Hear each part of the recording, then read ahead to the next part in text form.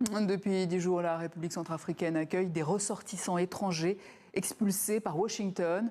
Les autorités ont fait les choix de rester discrètes, mais notre correspondante à Bangui, Mariam Koné, a décidé d'en savoir plus.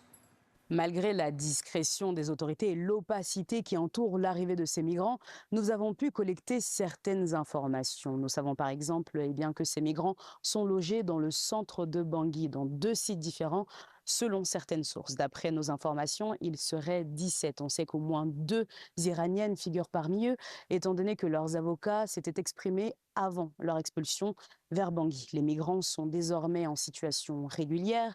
Ils ont obtenu un visa en fin de semaine dernière dont la nature et la durée restent inconnues. Ces hommes et femmes déportés des États-Unis contre leur gré sont pris en charge par l'Organisation internationale pour les migrations.